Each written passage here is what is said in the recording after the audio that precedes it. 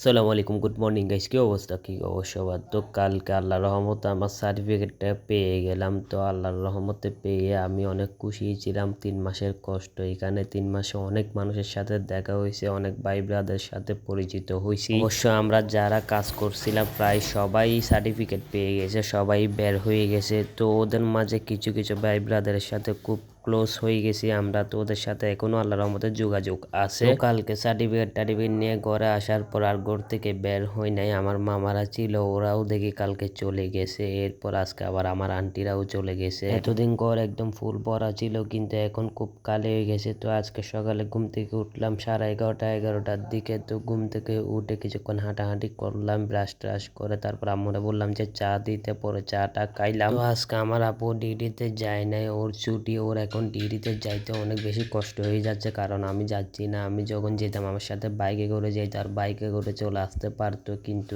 এখন ও হেঁটে আসা যাওয়া করতে হচ্ছে। আর এখন রাস্তার মাথা থেকে এখানে গাড়িও পাওয়া যায় না, যার কারণে অনেক বেশি কষ্ট হয়ে যাচ্ছে। আর জাম তো আসেই।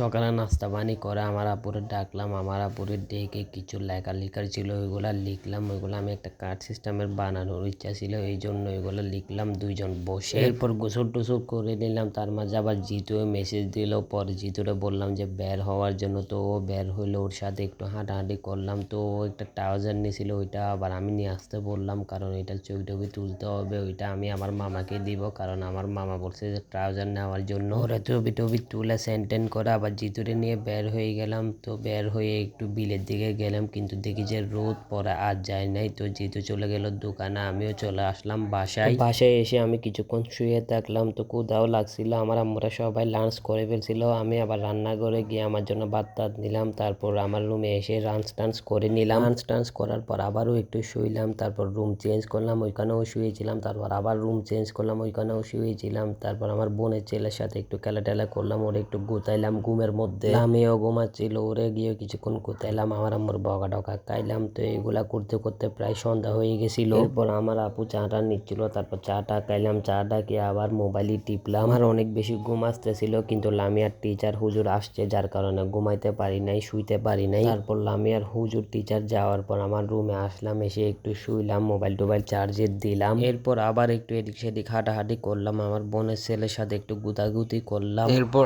আবার মোবাইল টিপলাম, তারপর একটু ঘুম ঘুম পাচ্ছিল, পরে একটু শুইলাম। তো ঘুম চলে আসছিল, ঘুম থেকে উঠে দেখি যে যেহেতু মেসেজ দিছে মদনার যাওয়ার জন্য। তো আমার আবার যেতে মন চাচ্ছিল না, তো ওরে না করে দিলাম। বাইক ছিল যে তখন রেগুলারই মদনার চলে যাইতাম। এর আগে অবশ্য বাইক যখন ছিল না তখনও যাইতাম, কিন্তু এখন যাইতে একটু বিরক্ত লাগে, হাঁটতে মন চায় না। তো আজকের ভিডিও এতটুকু, ইনশাল্লাহ নেক্সট ভিডিওতে দেখা হবে। আল্লাহ হাফেজ।